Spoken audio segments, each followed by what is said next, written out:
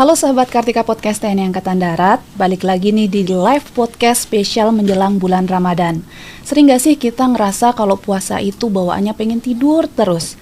Kerja jadi gak fokus dan performa pun jadi turun. Padahal puasa itu harusnya bikin tubuh kita reset jadi lebih sehat ya.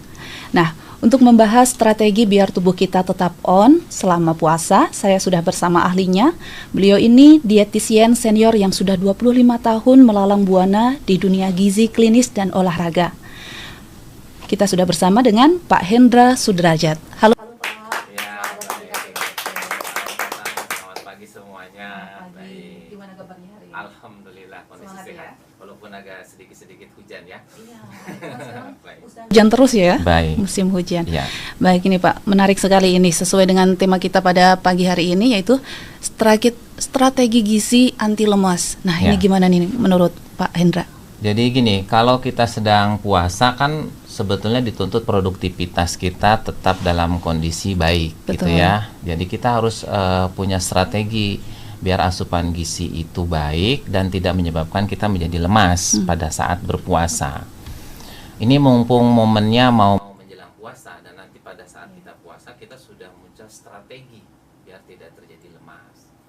Jadi jangan sampai kita salah bahan bakar yang kita konsumsi pada saat kita buka puasa dan sahur, khususnya pada sahur. Kadang-kadang sahur itu kan bikin males ya. Udah harus bangun pagi, kemudian menyiapkan menu, kalau ibu-ibu mungkin harus masak segala macam.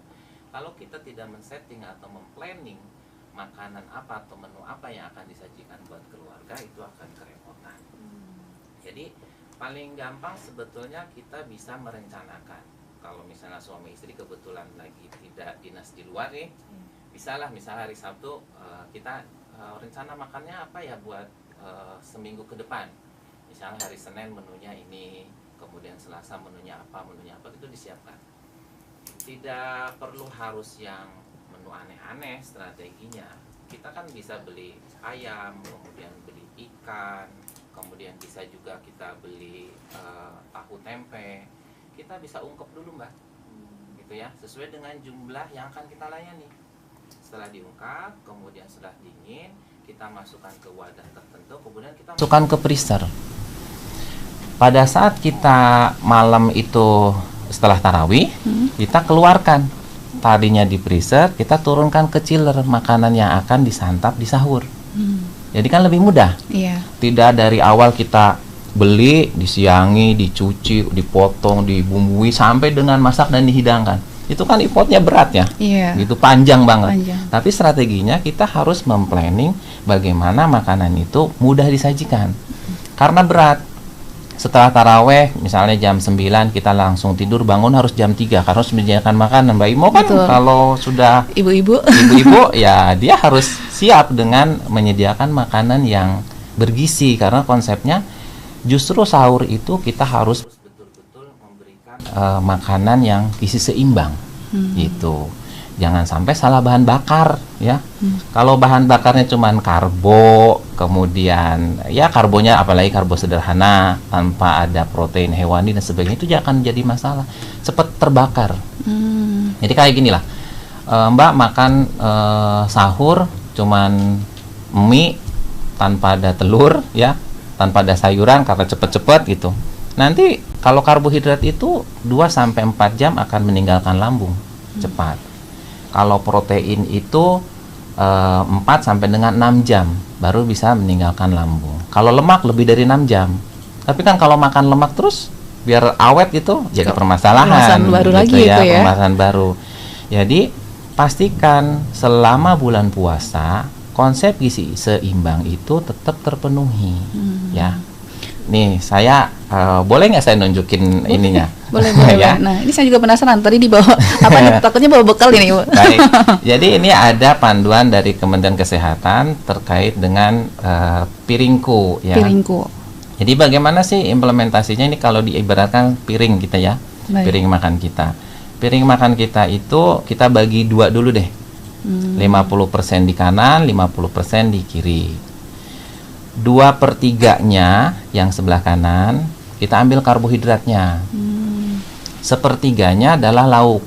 mau hewani, mau nabati, gitu ya, sesuaikan dengan kondisi dan isi kantong, Mbak, gitu ya. Betul Jadi banget. dilihat juga. Kemudian 50%-nya lagi adalah sayuran. Ini 2/3-nya dari 50% yang sebelah kiri sana itu adalah sayuran. Kemudian yang 1/3-nya adalah buah-buahan, ya. Jadi jangan kebalik, buah-buahannya lebih banyak, kemudian seratnya kurang. Paling gampang sih kalau saya boleh buka nih, di sini sudah ada bentuknya ya. Oh, sudah ada sekat-sekatnya. Ya, sekat-sekatnya. Seperti ini modelnya. Pemirsa mungkin bisa lihat ya. Berapa 2/3 yang sebelah sini untuk karbohidrat, kemudian 2/3-nya lagi untuk sayuran. Kemudian di sini protein hewani atau nabati, dan di sebelahnya adalah buah-buahan. Ini untuk memudahkan saja. Paling gampang lagi antara porsi karbohidrat dengan sayuran tuh 50-50. Mbak Imo misalnya makan nasinya biasanya 10 sendok gitu ya. Banyak kan ya Mbak ya? 10 sendok, berarti sayurannya harus 10 sendok. Bukan airnya ya, tapi sayurannya. Bukan kuahnya saja, isinya itu harus 10 sendok. Kalau mau lebih lagi, boleh sampai dengan 1/2. Si karbonya 1, kemudian si sayurannya bandingannya 2. Jangan lupa, kalau misalnya kita memastikan tadi kan protein sebagai regenerasi sel, karena ada autofagi untuk perubahan selnya menjadi lebih baik, berarti asupan proteinnya harus berkualitas dan cukup. Itu tidak boleh lebih, tidak boleh kurang. Kalau lebih sedikit, antara batasan protein itu 1 gram per kilogram berat badan. Misalnya saya berat badannya 70 kilo, berarti kebutuhan proteinnya lebih gampang seperti apa? 70 aja dibagi 7. Kenapa dibagi 7?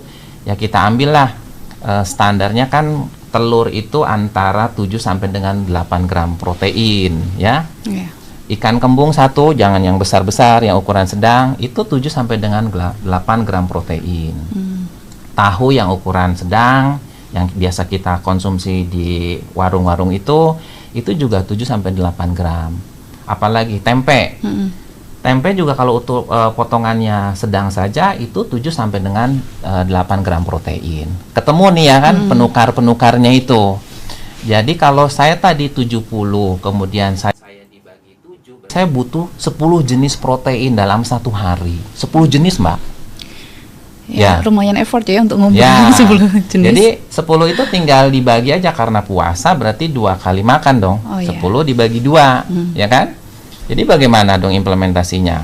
Berarti saya makan tahu 1, tempe 1, ada paha ayam 1, ikan 1. Udah ketemu 4 jenis protein. Ya enggak? 4 dikali 2 kali makan 8. Masih tekor 2 kan? Berarti saya santap snacknya saja di setelah taraweh atau sebelum taraweh atau pada saat buka dan sebelum sahur itu harus ada protein juga. Jadi agar terpenuhi kebutuhan protein yang 10 jenis itu. Karena saya butuh 70 gram jenis protein dalam 70 gram protein yang harus masuk ke dalam tubuh. Tapi syaratnya ya, kan 4 nih, jangan semuanya digoreng dong. Jangan semuanya disantenin, apalagi santannya dimasak berulang gitu kan. Itu akan menjadi lemak yang kurang tepat dalam implementasi pengolahan protein. Bisa saja proteinnya bagus, Mbak, tapi cara ngolahnya nggak bagus juga jadi bermasalah gitu. Bahannya bagus nih, kita ikan kan bahannya bagus, tapi kalau digoreng kan denaturasi protein, angka proteinnya akan menurun. Ditambahkan lagi lemak, kemudian sampai terlalu kering si gorengannya, itu menjadi bahaya, malah menjadi kurang manfaatnya akan berkurang seperti itu. Nah, jadi sebenarnya kan pilar utama di dalam penentuan gizi-gizi dalam rumah tangga itu kan ibu ya. Betul. Ibu yang harus menyiapkan semuanya di kulkas nih, mau seperti apa sih keluarga kita ya tergantung isi kulkasnya itu berarti ya. Ya, Pak Renta. Sebetulnya ya tidak ke ibu saja ya, kan kita harusnya kerjasama antara si ayah dengan si ibu, saling support lah di antara keduanya. Misalnya ibunya sudah diedukasi terkait dengan makanan yang tepat, ya bapaknya juga bantu. Jangan sampai nanti ayahnya tiduran aja, istrinya ipotnya terlalu rubat untuk memperhatikan itu, nanti malah jadi rasanya juga jadi nggak nyaman gitu pas ada disantap. Ini makanannya udah jadi kan, jadi nggak enak juga.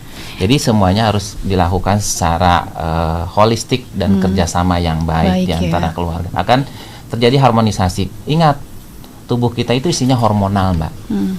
Hormonal itu kalau dikaitkan tadi dengan penyelenggaraan makanan, ya, itu juga mempengaruhi. Kalau kita menyediakan makanan dalam kondisi happy, kemudian semuanya terlibat, ya kan, rasanya juga enak gitu. Akhirnya karbohidrat yang masuk itu menyebabkan dengan adanya hormonal insulin itu, kalau suasana hati dan pikirannya dalam kondisi happy, ya dia masuknya sesuai dengan zatnya itu. Karbohidrat masuk, insulin akan keluar. Tapi kalau kata anak sekarang dikatakan lagi galau gitu ya, galau, malas lagi makan. Galau, berarti kan hormonnya terganggu ya. Karbohidrat masuk, insulinnya malah jadi tidak mengenal, resisten karena dia lagi galau, lagi stres gitu. Jadi tubuh kita ingat isinya ada hormon. Hormon dikendalikan oleh apa? Suasana hati dan pikiran. Jangan dianggap sepele, itu kunci makanan urusan perempuan. Oh, tidak juga. Justru dengan dukungan yang kuat dari semua dan semua keluarga yang ada di sana, akhirnya pada saat kita mencicipi makanan, semuanya juga dalam kondisi happy, sehingga hormonalnya tidak galau gitu. Benar-benar. Nah, kalau gizinya ini tidak memenuhi begitu ya, Pak Indra. Ini apakah bisa digantikan dengan vitamin-vitamin atau suplemen lainnya gitu? Ya. Jadi terkait dengan suplemen, kita harus bijaksana di dalam asupan suplementasi. Kalau tadi makanannya sudah digariskan seperti ini, ya, ada karbohidrat, kemudian ada sayur, ada protein hewani nabati, kemudian ada buah, itu sudah cukup. Asal beraneka ragam, ya. Jangan buka kita makan kangkung, sahurnya kangkung, ya. Jadi tidak ada bahan makanan yang super power, tidak ada. Saling melengkapi. Jadi kalau makan sayur, ya minimal ada 3 jenis sayuran. Misalnya kangkung dicampur dengan wortel, dicampur dengan toge dan sebagainya. Kemudian nanti menu hari berikutnya sayurnya kita ganti lagi. Jenis protein hewani nabatinya juga bergantian. Jadi seluruh hayati yang ada, yang biasa dikonsumsi itu kita masuk. Zat gizinya saling melengkapi. Kalau itu sudah terpenuhi, tidak perlu suplemen. Kecuali sahur tidak terlewati dalam jangka waktu berapa hari, kemudian sudah menimbulkan tanda dan gejala, mungkin boleh suplementasi. Jadi bijaksanalah dalam mengkonsumsi suplemen. Berlebihan, apalagi vitamin A, D, E, K, ADEK yang larut lemak, itu kalau berlebihan akan terjadi masalah dalam tubuh. Karena dia tidak bisa keluar lewat urin, ya.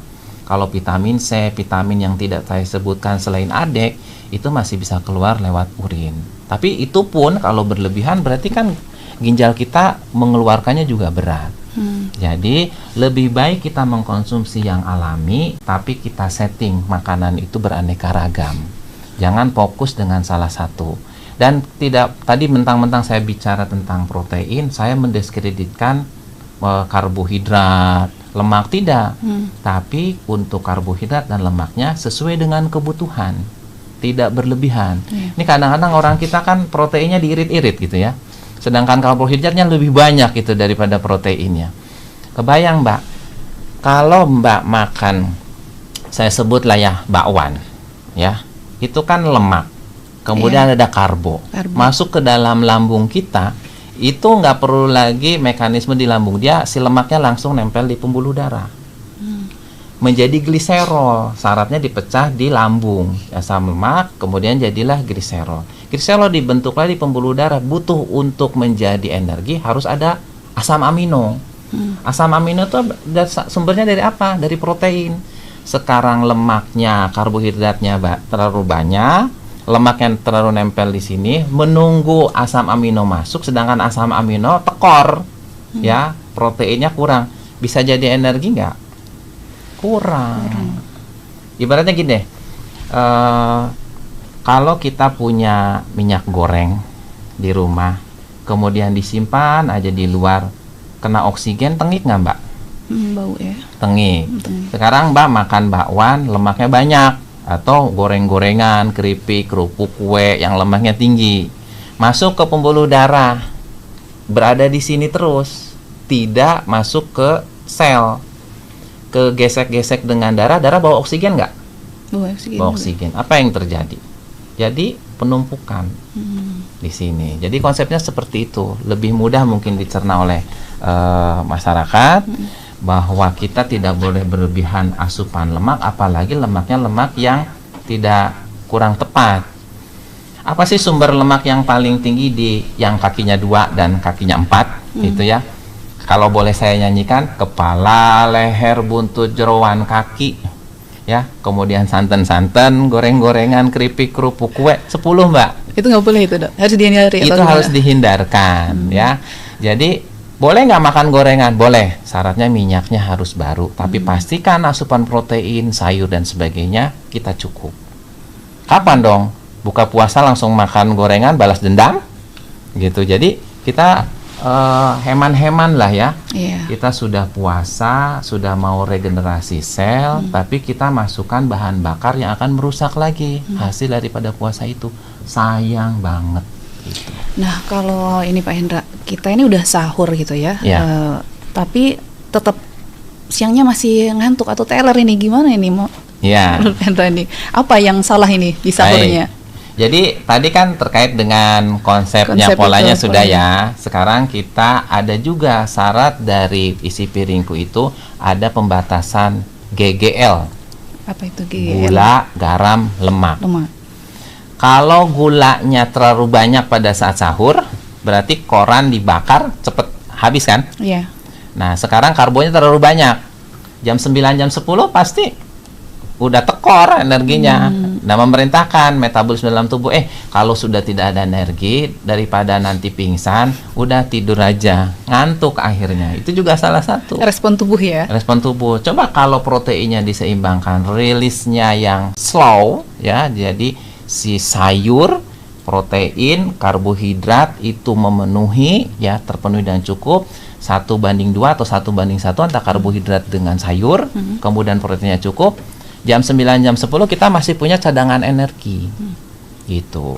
Apalagi setelah sahur tidur lagi, gitu. Itu diabaikan dulu untuk itu. Sebaiknya ya ada sedikit, misalnya jalan kaki, atau aktivitas yang tidak berlebihan ya, karena ini kan after sahur.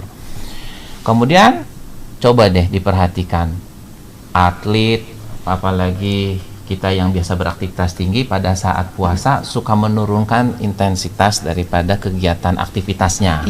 Sebaiknya tetap, karena otot itu dibutuhkan latihan, Mbak. Ya, tadi bicara tentang gula, garam, lemak, kemudian turun lagi terang aktivitas. Selama bulan puasa juga tetap kita aktivitasnya setengah jam sebelum buka puasa atau sehabis taraweh. Itu kita lakukan olahraga yang biasa olahraga ya, mempertahankan ototnya itu tetap. Bayangkan cuman makan tidur, kebentuk nggak ototnya? Ya nggak kebentuk. Jadi tetap puasa tidak ada kata di mana kita harus berhenti melakukan aktivitas apalagi olahraga. Olahraganya kita setting sesuai dengan performa dan kemampuannya. Yang biasa high dalam olahraga ya tetap di bidang itu turunkan cuma berapa persen saja. Kalau kalori yang kita berikan sudah diturunkan. Tapi kalau asupan kalori dibagi 2 itu dalam kondisi sama, ya olahraganya juga harus sama seperti tidak lagi puasa. Itu biasanya atlet atau tentara-tentara yang dinas dengan aktivitas yang cukup tinggi, dia sudah terbiasa. Itu tolong dihitung betul asupan kalorinya, ya, asupan proteinnya, seratnya sebagainya selama bulan puasa. Jangan sampai kita turun produktivitas lah selama bulan puasa karena salah asupan makanan. Iya, berarti kuncinya itu di serat dan protein ya? Ya, bukan tidak mendiskreditkan satu ya, tapi serat dan protein kadang-kadang suka diturunkan, tidak dikonsumsi secara maksimal dan optimal gitu ya. Bukan berarti utamakan aja sayur dengan protein, tidak. Tapi kita justru itu harus dipastikan dikonsumsi agar rilisnya untuk asupan pembakarannya lebih, rasa laparnya jadi nggak cepet lah. Ya, dikit-dikit lapar, terus dikit-dikit ngantuk, karena itu rilis untuk pembakarannya dengan serat, dengan protein yang cukup, dia akan jadi lama. Ya. Tadi kan Pak Hendra juga menyampaikan tetap olahraganya tidak diturunkan intensitasnya begitu ya. Kalau saran dari Pak Hendra ini pada saat puasa, olahraga apa sih yang bagus untuk tubuh atau saat beraktivitas selama puasa itu? Ya, kalau misalnya orang yang biasa olahraga, ya seperti biasa dia olahraga. Ini khawatir saya menyampaikan, olahraga ya selama bulan puasa, dia tidak pernah olahraga. Gitu kan?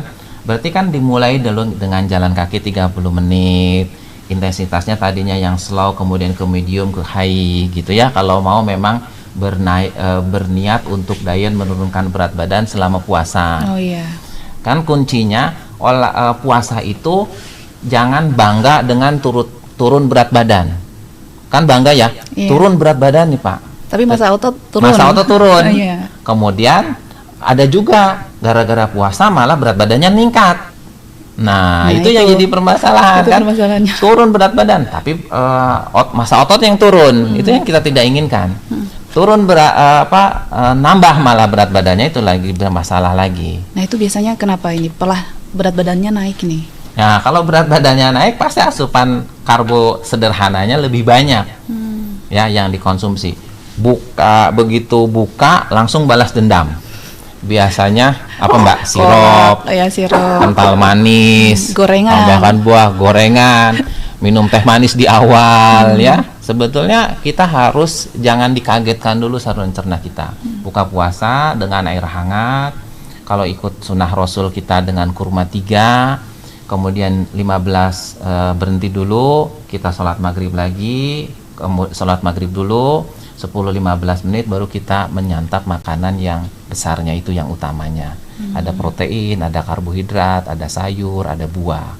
Kemudian kita jeda lagi, istirahat kan. Jangan lupa di situ juga ada kebutuhan cairan. Minum ya, 2-4-2. Nanti saya selesaikan yang ini dulu ya. Setelah itu tarawih. Jangan hilangkan tarawih, karena orang yang nggak biasa olahraga, ya olahraganya tarawih udah cukup lah ya. Tapi ditambah lagi dengan ada aktivitas lain. Jadi tambahkanlah masa ototnya. Ada aqua ada air mineral yang 1,5 liter itu ya untuk sambil latihan power. Kalau nggak punya barbel ya. Nggak punya barbel, nggak punya alat-alat tertentu, atau pakai badan kita sendiri. Banyak gerakan-gerakan untuk menambah masa otot, gitu ya. Ini jangan hilangkan, jangan kita lalai gara-gara puasa lemas, kemudian kita tidak beraktivitas fisik, kemudian bawaannya produktivitas juga tambah menurun. Itu yang harus kita hindarkan, ya. Nah, kalau untuk porsinya sendiri biasanya kan setelah buka puasa ini kan makan segala macam dimakan begitu ya. Nah, pada saat mau sholat tarawih ini ngantuk atau lemes begitu. Ini gimana nih Pak Hendra? Jadi makanya harus diatur. Pada saat buka puasa disebut takjil dulu ya. Itu jangan langsung berat. Karena metaboliknya baru dicoba untuk mereduksi metabolik yang baru. Jangan dikagetkan. Yang punya masalah dengan lambung, kalau langsung setelah puasa kemudian bukanya dalam porsi besar, apalagi mengandung hal-hal lemak tinggi, terlalu asam, terlalu pedas, itu akan bereaksi. Termasuk minum susu pada saat buka puasa itu tidak direkomendasikan. Karena apalagi susunya yang susu lemak ya, yang berlemak cukup tinggi, itu yang gangguan fungsi lambung akan bermasalah. Dia akan bisa jadi muntah, kemudian tidak nyaman di lambungnya. Usahakan dulu dengan air hangat, kemudian dengan yang manis-manis sesuai dengan perintah Rasul ya, sunnahnya seperti itu. Dan memang itu baik untuk naikkan gula darah dulu. Nah, jangan terlalu tinggi gula darah meningkat. Kita jeda dengan sholat maghrib 5-10 menit kemudian baru kita mengkonsumsi makanan utama. Nah, makanan utamanya konsepnya seperti ini, biar nanti tarawihnya nggak ngantuk gitu ya. Kalau langsung karbo, sop buah, setelah sop buah gorengan, masih juga kurang, minum teh yang manis lagi, ya selesai. Tarawehnya nanti gini, jadi sambil tiduran gitu ya. Untung kepala kita nggak ngejedot ke tempat sujud gitu ya. Itu juga harus diperhatikan. Hal yang seperti itu kadang-kadang kita dilakukan bertahun-tahun, Mbak. Betul. Ya mudah-mudahan sih dengan seperti ini kita mengatur pola makan, kemudian kita mengatur jenis makanan, jenis jumlah jadwalnya sesuai, ya insya Allah kita akan lebih baik lagi puasa di tahun ini gitu. Karena kita setting sedemikian rupa tubuh kita untuk menjadi lebih baik, seperti itu. Nah itu yang sering terjadi ketika habis buka puasa, lambungnya sakit gitu ya. Biasanya yang punya sakit lambung gitu, karena saya juga begitu ternyata. Nanti kasus diarenya jadi meningkat tuh, ya gitu. Gara-gara implementasi pola makan. Ya? Iya, implementasi pola makan tidak baik. GI tract itu, jalur saluran makan itu kita harus jaga betul, ya. Pokoknya kalau ada bermasalah, makanan itu tidak langsung hari itu dikonsumsi, itu langsung bereaksi. Bisa 4-5 tahun yang akan datang.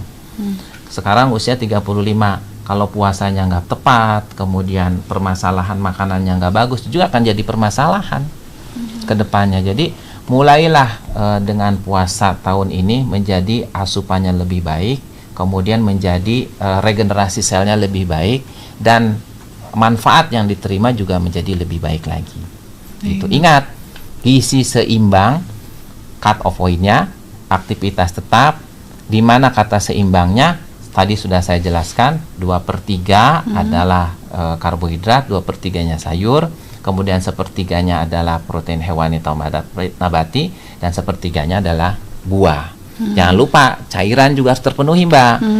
Cairan itu kalau lagi puasa tetap minimal 8 gelas. Caranya 2-4-2. Pada saat buka puasa boleh 1 sampai dengan 2 gelas.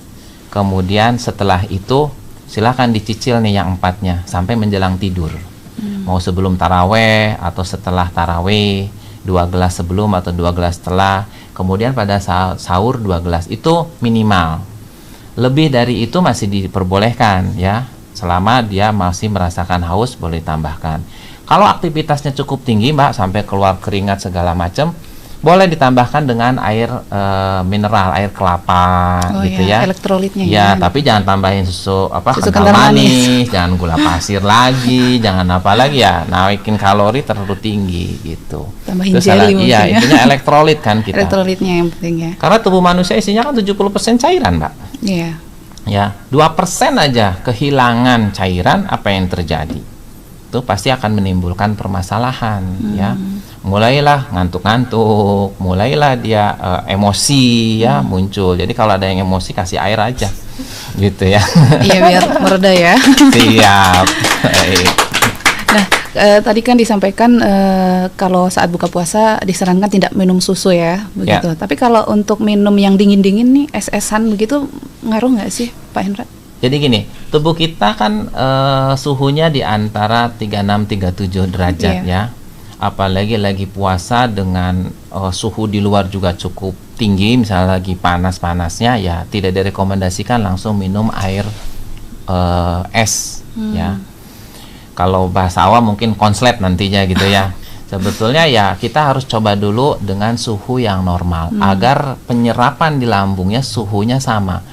Kalau misalnya lambung dikasih suhu yang 36-37 derajat, dia diserapnya cepet kan? Iya.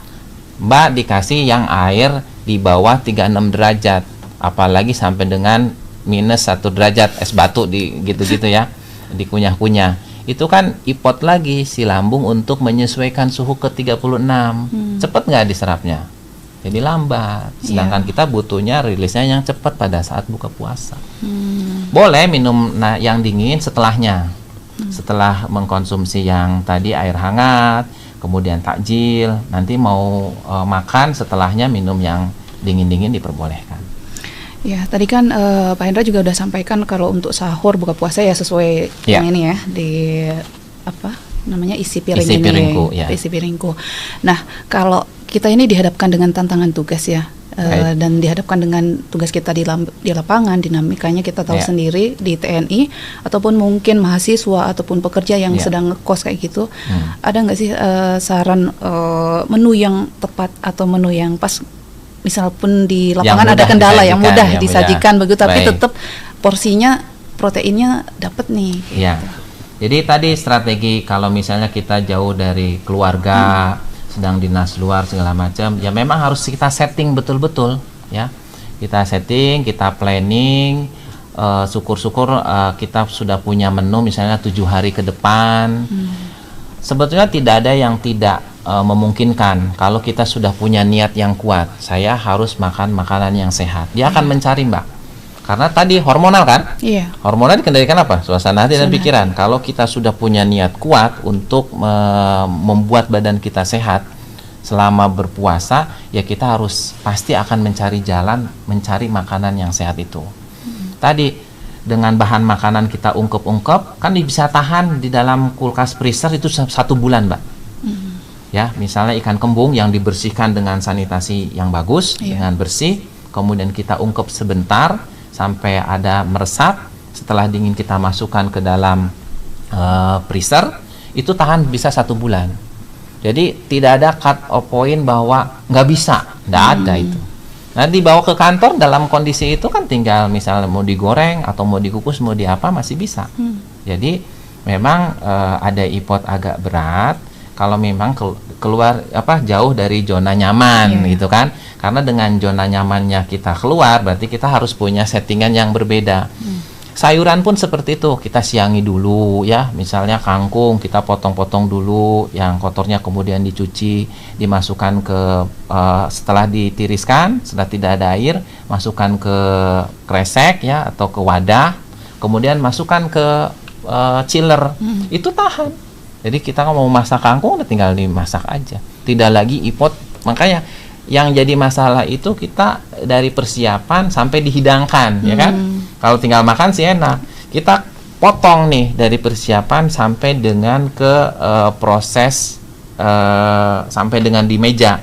Kita potong dari persiapan, kita hindarkan. Kemudian kita langsung tinggal ke proses pemasakan. Tidak ada proses persiapan lagi. Iya. Ya, itu kan lebih mudah. Lebih mempersingkat waktu. Mempersingkat waktu. Kalau tidak dipersingkat waktunya, itu akan jadi permasalahan. Males. Akhirnya makan yang paling gampang adalah mie instan. Dan beli di luar juga. Dan beli di luar, ya. Terus minumnya yang karbohidrat sederhana. Ya udah jam 9, jangan harap Mbak Imo nyari petugas seperti itu. Pasti dia udah alamnya sudah berbeda mungkin ya, dia sudah tidur karena sahurnya tidak tepat.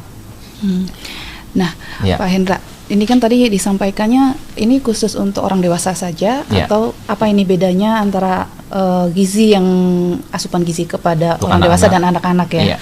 Ini bagaimana nih? Ya, kalau untuk anak-anak juga sama, Mbak. Dalam satu keluarga beda dengan yang sakitnya. Kalau anak-anak misalnya sudah balita ke atas, itu bisa makan seperti orang dewasa. Cuman porsinya aja. Pastikan anak kita beratnya berapa? Misalnya beratnya 35 gram. 35 kilo ya. Nah, 35 kilo berarti dia butuh 35 gram protein. Pastikan 35 ini dibagi 7. Nah, 35 dibagi 7 ketemu berapa proteinnya? Berarti dia harus mengkonsumsi antara buka puasa dengan sahur itu harus ketemu 35 gram protein. Nah, ini menarik ini sebenarnya Pak Hendra. Karena kan nggak semua ibu-ibu tahu nih batasan 35 gram itu segini-segini itu kan nggak semua tahu gitu ya. Ini jadi, bagaimana mengira-iranya itu? Ya, 35 gram protein itu kita bagi 7, Mbak. Ya, tadi sebutkan tempe 1 potong kan 7 gram. Kemudian tahu 1 potong 7 gram. Kemudian ikan lele atau ikan apa, telur juga itu 7 gram. Tinggal dibagi aja 35 dibagi 7, ketemu berapa? Dibagi 2 kali makan. Jadi ketemu misalnya 3 sampai dengan 4 jenis protein. Karbohidrat nasi itu mengandung 4 gram protein, Mbak. Ya, dalam 100 gram menghasilkan 4 gram protein. Masih lumayan kan? Kalau 2 kali udah 8. Kemudian ditambah dengan 3 jenis protein lainnya. 7 kali 3 udah 21. Ya nggak ditambah lagi 21 lagi, udah pasti terpenuhi. Pastikan itu dikonsumsi. Oh, kalau tidak terpenuhi nih, mau tidak mau pakai makanan kesukaannya dia yang mengandung protein. Apakah dia bentuknya susu atau kita berikan jenis makanan lain yang mengandung protein. Kita sembunyikan trik mengolah makanannya. Jangan bikin opor, anak yang nggak mau opor dipaksa suruh makan opor, ya janganlah. Maunya itu kendalanya itu kalau Iya. misalnya pas sahur itu susah banget bangunin anak-anak untuk sahur gitu kan, apalagi yang masih di bawah 10 tahun. Ya, sesuatunya memang kita awali dengan rasa kasih sayang pada saat membangunkannya. Dikasih pot agak jauh, setengah jam sebelumnya udah ada warning pertama ya. Kemudian bisa dicipratin dengan air dulu, diajak ayo ini suatu ibadah untuk memperbaiki diri lagi. Kemudian kalau bensinnya kurang, nanti lemes sekolahnya gitu. Jadi dikasih motivasi. Insya Allah kalau motivasinya kuat, kemudian edukasi dengan ini, anak-anak akan lebih. Dan berikan menunya yang menarik gitu.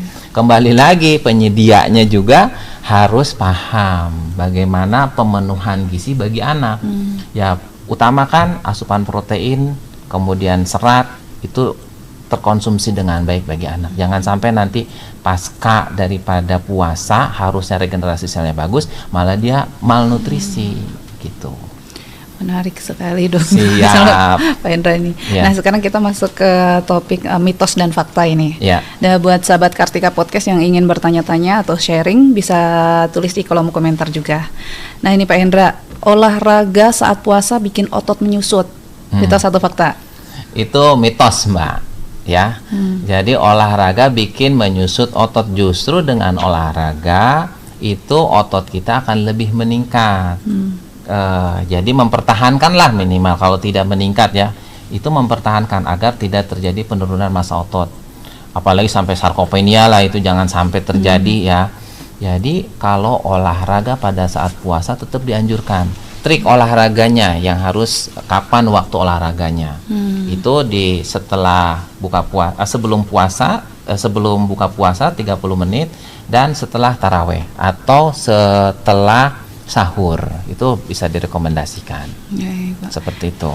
Ya, nah Pak Hendra, kalau olahraga yang sekarang lagi booming ini kan ada padel, ada berbagai macam juga ini sebenarnya ngaruh nggak sih ke otot kita gitu? Ya, pasti akan pengaruh. Tapi saat lagi puasa untuk padel dilaksanakannya mau kapan? Siang.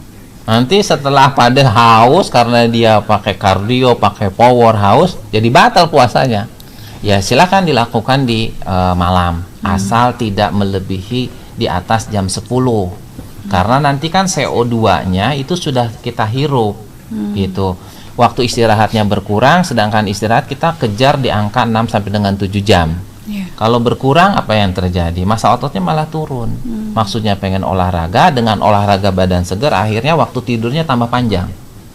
Ya, disarankan olahraga yang seperti itu coba diganti dulu dengan olahraga yang lain yang sama-sama mendegradasi pemenuhan protein, pembentukan ototnya juga tetap terjadi ya. Dan akumulasi daripada olahraga itu juga tetap dijalankan dengan baik. Nggak usah yang terlalu high impact, kemudian yang terlalu tinggi intensitasnya, akhirnya kita malah jadi permasalahan gitu. Puasa kita jangan sampai batal pokoknya gara-gara olahraga juga ya. Ya mungkin yang bisa dilakukan di rumah ya, seperti yang tadi disampaikan juga Pak Hendra ya. Nah ini ada satu pertanyaan dari sahabat Kartika Podcast di rumah, mungkin bisa ditayangkan. Ini pertanyaan dari Yeni Oktaviani. Apa yang dimaksud dengan puasa produktif dan mengapa produktivitas tetap penting untuk dijaga saat berpuasa? Ya, jadi apa yang dimaksud dengan puasa produktif? Puasa produktif itu selama kita menjalankan ibadah puasa, produktivitas kita tidak jadi menurun. Kita jadi tetap berjalan, bekerja seperti tidak sedang puasa, tetapi kita sekarang sedang berpuasa. Tapi aktivitas dan hasil daripada produktivitas itu tidak menurun. Caranya olahraga, kemudian di jadwalnya juga harus dievaluasi, asupan makannya harus gizi seimbang, kita bagi di antara dua makan tersebut, kemudian karbohidrat, protein, sayur, buah harus disesuaikan dengan kebutuhan daripada individu tersebut. Itu insya Allah produktivitasnya tidak akan menurun gitu. Tidak menurun. Baik. Dan tentunya butuh konsistenitas gitu ya. Ya. Dan tidak bisa hanya cuma 1 hari 2 hari dilaksanakan, besoknya selang-seling begitu ya. Mumpung bulan puasanya masih agak 2 mingguan lagi ya, jadi udah disetting dari sekarang ya, komunikasi dengan suami istri, dengan keluarga mau seperti apa gitu. Kita puasa di tahun ini apakah menjadi lebih baik atau tambah tidak berkualitas, itu harus dikomunikasikan agar settingan makanan yang kita lakukan, yang kita sediakan kepada keluarga juga menjadi lebih baik. Faktor utamanya adalah dibuka jangan balas dendam, di sahur jangan malas-malesan, gitu. Menu dibuka jangan balas dendam, karbohidrat terlalu tinggi, kemudian di sahur kita makan ala kadarnya, gitu. Tapi mau produktivitas meningkat, tidak ada syarat ketentuannya tidak terpenuhi, Mbak. Tidak terpenuhi. Betul.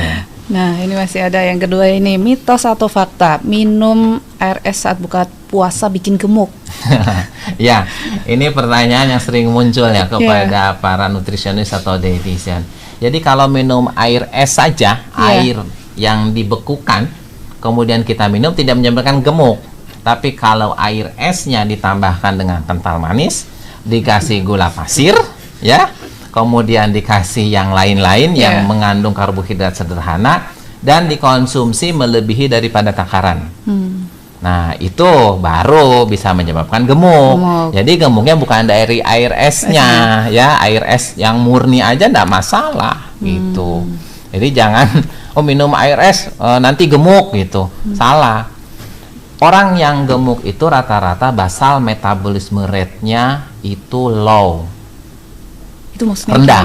Nah, pembakaran, Mbak, karena kadang iseng-iseng nih masyarakat, saya minum air putih saya jadi daging gitu kan. Iya, ada juga yang bilang saya ngirup oksigen aja langsung jadi daging. Itu karena apa? Basal metabolisme rate tinggi. Saya misalnya mengkonsumsi makanan agak lebih banyak dari teman saya. Saya tetap selama ya kurang lebih 25 tahun lah jadi nutrisionis ya, masih tetap karena saya dibakar dengan olahraga. Basal metabolisme rate saya diusahakan di tempat di high, ya, di tempat tinggi. Jadi agak error dikit pun saya tetap terbakar. Tapi teman saya makan satu meja misalnya bareng, jenis konsumsinya nggak jauh lah. Mungkin dia di luar nggak tahu makan apa gitu ya. Itu jadi permasalahan. Dia makan sedikit langsung karena basal pembakaran di dalam tubuhnya rendah. Gitu. Bagaimana cara meningkatkan basal metabolisme rate? Ya atau olahraga, aktivitas, dan asupan proteinnya dipenuhi. Lemaknya kita batasi, hanya lemak yang baik saja yang masuk. Kemudian proteinnya jenis protein yang memenuhi kebutuhannya. Jangan diirit-irit lah, tapi harus sesuai kebutuhan. Itu salah satunya. Jadi BMR, basal metabolisme rate-nya harus bagus. Itu salah satu pembakaran dalam tubuh. Bisa dicek, Mbak. Basal metabolisme rate itu di RSPAD ada. Ada alatnya. Alatnya ada ya. Jadi kita periksa basal metabolisme rate-nya. Kemudian sebelum puasa nih, kalau kita mau melaksanakan Ramadan ya, mau puasa, ya kita coba dulu dites dulu berat badan kita berapa, lingkar perut kita berapa, massa otot kita berapa. Lakukan puasa sesuai dengan tadi isi piringku dijalankan 1 bulan, kemudian target terpenuhi atau tidak.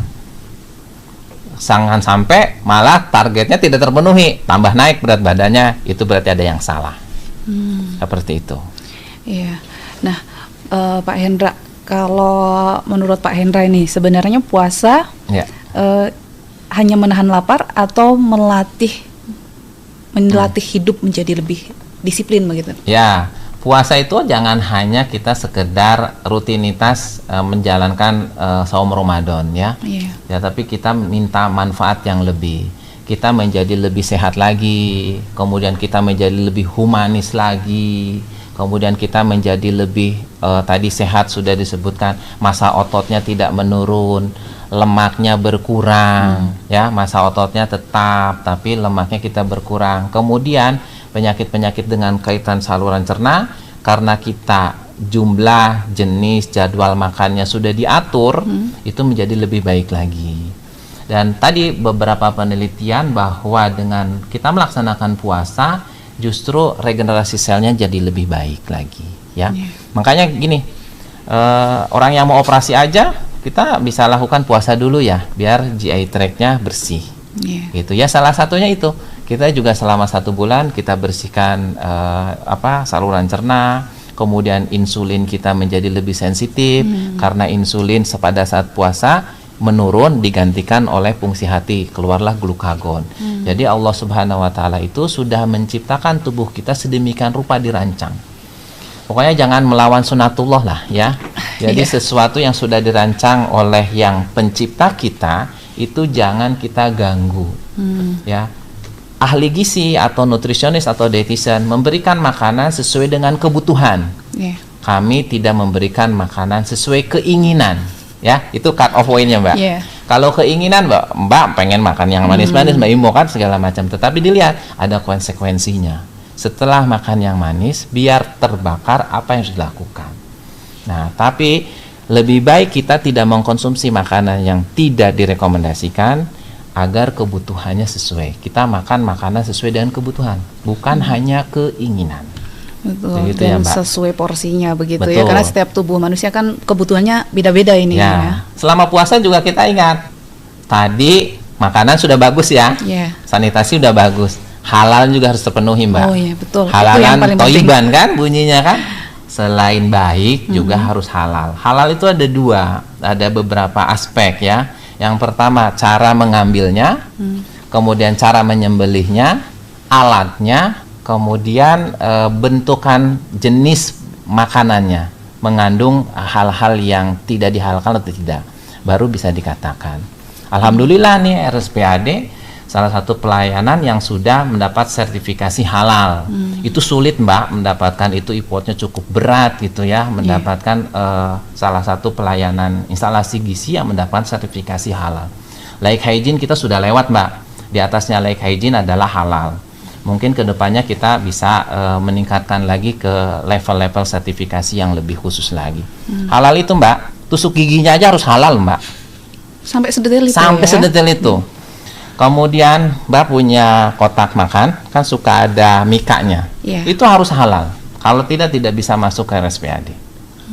Jadi itulah terkait dengan kehalalan. Makanya segala sesuatu dengan halal, salah satu mendapatkan halal, like hygiene-nya harus terpenuhi dulu. Kalau like hygiene-nya tidak terpenuhi, halalnya tidak bisa dilakukan. Demikian. Jadi sudah terpercaya begitu ya. Dan insya Allah juga nanti misalnya sahabat Kartika Podcast mau konsultasi ke RSPAD bisa langsung ke Pak Hendra ya. Boleh, silahkan. Atau ke dokter yang lain juga bisa. Baik. Ya. Nah, Pak Hendra, ini sebelum nanti ke penutup nih Pak Hendra, ada sebagian orang mengatakan kopi itu bisa menambah kuat saat puasa, benar nggak Pak Hendra? Baik, jadi selama puasa kita batasi, bukan tidak boleh ya, batasi minum kopi. Biasanya kalau lagi nggak puasa sampai dengan 3 gelas gitu ya. 1 gelas saja, tapi resikonya diuretiknya juga tinggi. Teh dan kopi itu bikin orang cepet pipis. Ya, sekarang cairannya aja tadi yang 242 aja, Mbak, ipotnya nggak terpenuhi gitu ya. Untuk memenuhi 242 aja nggak maksimal. Ditambah lagi dikasih diuretik, salah satunya kopi karena mengandung kafein. Kemudian ada ditambah lagi jadi teh, ya teinnya itu bisa menyebabkan pembuangan cairan lebih cepat. Nanti jam 9 jam 10 kita sudah punya stok cairan, dikeluarin lebih cepat, apa yang terjadi? 2% kekurangan cairan dalam tubuh yang terjadi. Kita sudah mulai lemas, haus. Jangan sampai batal, Mbak, gara-gara minum kopi di malam hari ya. Baik. Itu penting ya. Jadi tergantung orangnya ya. Tapi saya tidak saya batasi asal tidak berlebihan. Bukan berarti dilarang ya. Kalau dilarang berarti haram kan, tadi bunyinya halalan toiban ya. Sesuatu yang sudah dihalalkan tidak boleh diharamkan. Cuman dibatasi aja penggunaannya. Siap. Baik, Pak Hendra. Nah, ini sebagai pertanyaan penutup ini, Pak Hendra. Apa nih pesan yang ingin Pak Hendra sampaikan kepada sahabat Kartika Podcast dan juga prajurit TNI yang sedang berdinas saat ini? Ya. Jadi bapak-bapak, ibu-ibu sekalian, para pemirsa yang ada baik di studio maupun di luar sana, jadikanlah momen ibadah puasa itu menjadi sesuatu yang menjadi lebih baik lagi bagi tubuh kita, ya. Jadi harmonisasi di dalam keluarga yang tadinya tidak makan bersama di saat sahur, kemudian di saat kita buka bersama, kita bisa bersilaturahmi makan bersama dalam satu meja. Itu momennya cukup baik. Perhatikan juga asupan daripada dengan konsep piringku atau gizi seimbang, itu salah satu momen agar produktivitas selama bulan puasa tetap meningkat, tidak ada penurunan, kemudian kita juga tidak menjadi lebih lemas, tapi tetap bugar dan segar. Demikian. Luar biasa, terima kasih Pak Hendra atas waktu dan bincang-bincangnya. Ini daging semua ini yang kita bahas ya karena persiapan untuk menjelang bulan Ramadan ya. Baik sahabat Kartika Podcast, demikian perbincangan kita kali ini. Jangan lupa saksikan Kartika Podcast berikutnya. Sampai jumpa.